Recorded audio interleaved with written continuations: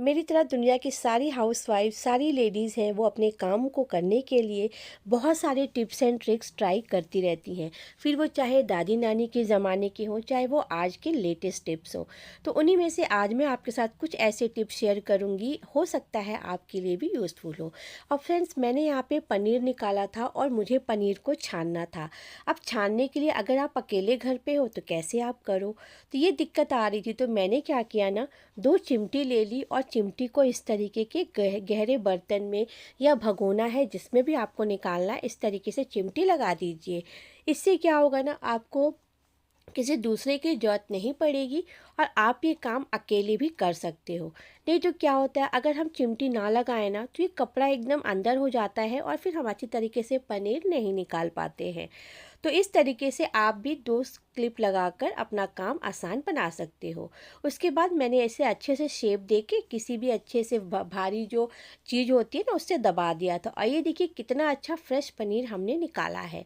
अब ये पनीर फ्रेंड्स, अगर आपको तुरंत बनाना है फिर तो ठीक है, लेकिन अगर आपको रखना है स्टोर करके तो आप इस तरीके से जो पेपर आता है फूड वाला ना, उस पर रैप कर लीजिए। और रैप करके अगर आपको इसे लंबे समय तक रखना है, जैसे कि 15 दिन 20 दिन, फिर आप इसको फ्रीजर में रख दीजिए। जब आपको यूज़ करना हो तो आप उसको फ्रिज में रख दीजिएगा, सॉफ्ट हो जाएगा, देन आप उसको यूज़ कर लेना। लेकिन अगर आपको तुरंत का यूज़ करना है 1-2 दिन में, फिर आप इसको इस तरीके से रख दीजिए। आपका जो पनीर है ना फ्रेंड्स, एकदम फ्रेश रहता है इस तरीके से। तो आई होप ये टिप्स भी आपको पसंद आई होगी। चलिए देखते हैं अगली टिप्स क्या है। अब अगली टिप्स फ्रेंड्स दाल बनाने को लेकर है। हम दाल तो डेली बनाते ही हैं, बट क्या होता है जब हम दाल को कुक करते हैं ना, तो कभी कभी ऊपर से बहुत ज़्यादा दाल निकलता है, पूरा कुकर गैस सब खराब हो जाता है। तो ऐसी सिचुएशन में आप चाहो ना तो 1 चम्मच अंदर डाल दो। चम्मच डालने से क्या होता है ना, हमारा जो दाल है वो उफन के ऊपर नहीं आता है और वो अच्छी तरीके से कुक हो जाता है। अगर आप चम्मच डालना नहीं चाहते हैं फिर तो बहुत ही आसान एक और टिप्स है। आपको इस तरीके से सरसों का तेल लगा लेना है, या कोई भी घी तेल लगा सकते हो बीच में। इससे क्या होगा, जब आपका दाल कुक होगा ना तो वो ऊपर से नहीं, सीटी की तरफ नहीं आएगा, और आपका जो कुकर है वो बिल्कुल गंदा नहीं होगा। आपका जो क्लीनिंग का काम है वो बच जाएगा। अगली टिप्स है जो बहुत ही ज़्यादा यूज़फुल है और बहुत सारे लोग करते भी होंगे, बहुत सारे लोग जो न्यू है वो इसे देखेंगे तो उन्हें पसंद आएगा। तो सबसे पहली टिप्स है फ्रेंड्स, इस तरह से विम बार हम यूज़ करते हैं अपने घर में बर्तनों को वॉश करने के लिए। बहुत सारे लोग लिक्विड भी यूज़ करते हैं। तो इसे जब हम यूज़ करते हैं तो आप देखते होंगे बहुत जल्दी ये गलने लगता है, क्योंकि जब हम इसे रखते हैं ना तो जिस कंटेनर में हम इसे रखते हैं उसमें बहुत सारा पानी पानी हो ही जाता है, कितना भी आप बचत करो। तो हमारा जो विम बार है जो हफ्ता दिन चलना होता है वो आपका 4 ही दिन में, 3 ही दिन में ख़त्म हो जाता है। तो इसके लिए क्यों ना हम एक छोटा सा हैक ट्राई करें जिससे हमारा कुछ बिगड़ने वाला नहीं है, कोई खर्चा नहीं है, बट इसके फ़ायदे बहुत हैं।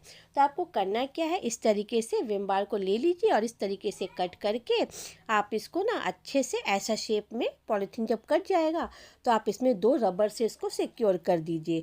अब रबर से सिक्योर कर देंगे, फिर आप इसे जिस कंटेनर में रखेंगे ना, आपका विम बार नीचे से गलेगा नहीं, क्योंकि नीचे पॉलीथीन का लेयर हो जाएगा, और नीचे जो विम बार है ना उसमें भी ऑलरेडी लेयर लगा हुआ है। तो ये बहुत ही छोटा टिप्स है, इससे हमारे पैसे की बचत भी होती है और हमारा काम भी बहुत अच्छा हो जाता है।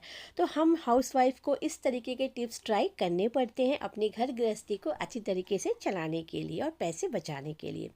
अब चलिए बढ़ते हैं अगली टिप्स में। अब फ्रेंड्स अगली टिप्स है शूज़ को लेके। फ्रेंड्स शूज़ तो हम सभी पहनते हैं, लेडीज़ हो, जेंट्स हो, बॉयज़ हो, और इस ठंड में ना इसका मैं बहुत अच्छा आपको एक हैक बताने वाली हूँ। तो इसके 2 हैक मैं आपको बताऊंगी फ्रेंड्स, मतलब हैक तो एक ही है बट 2 चीज़ों में आपका यूज़ हो पाएगा।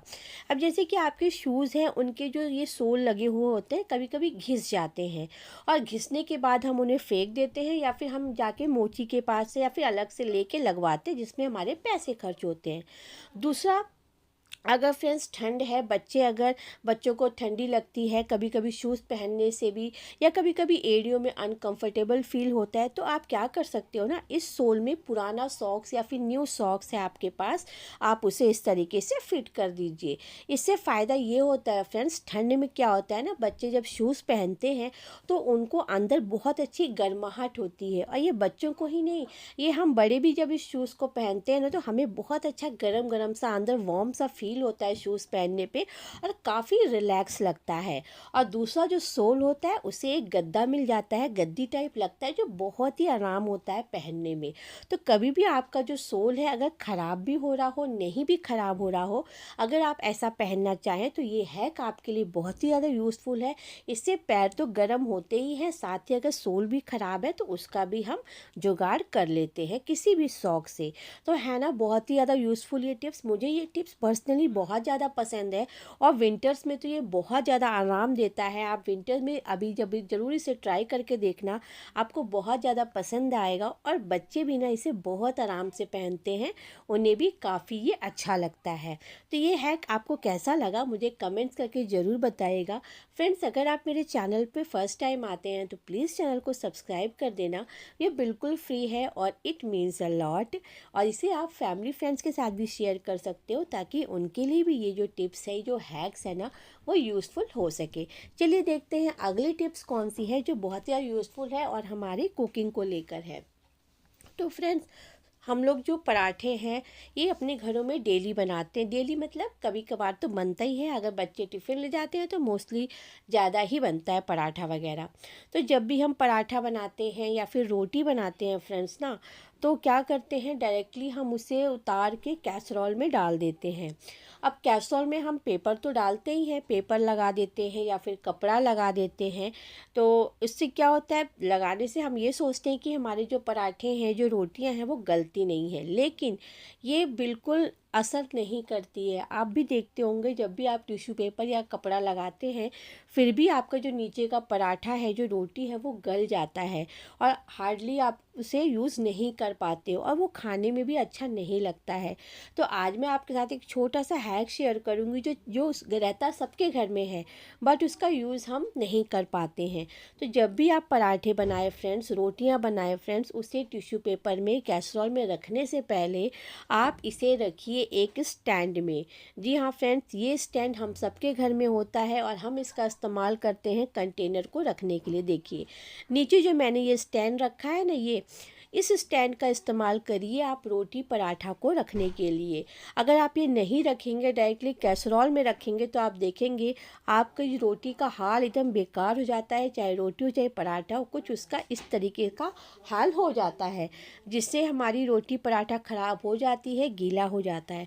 तो कभी भी आप बनाए ना, पहले इस स्टैंड में आप रख लीजिए और जब सारे आपके अच्छे से कुक हो जाए तो उसके बाद आप टिश्यू पेपर या कपड़ा जो भी रखते हैं उसमें रखिए, या फिर आप स्टैंड के साथ ही पूरा पराठा रोटी को आप कैसरोल में रख दीजिए।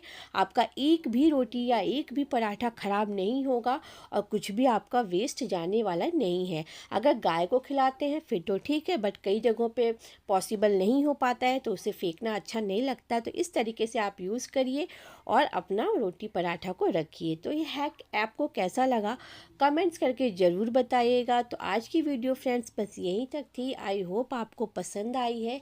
अगर आपके पास कोई और टिप्स है, मुझसे भी अच्छी टिप्स है, तो मेरे साथ ज़रूर शेयर करिएगा, मुझे अच्छा लगेगा। और इसी तरह की वीडियोस देखने के लिए मेरे चैनल पे बने रहिएगा, सब्सक्राइब करिएगा, अपना सपोर्ट और अपना प्यार बनाए रखिएगा। अगर आप मुझे इंस्टाग्राम पे फॉलो करना चाहते हैं, मुझसे कुछ पूछना चाहते हैं, तो आप वहाँ भी मुझसे जुड़ सकते हैं। तो चलिए अब हम इस पराठे को एंजॉय करते हैं। Thank you so much for watching my video. Bye bye and take care. कल फिर मिलेंगे। Thank you so much.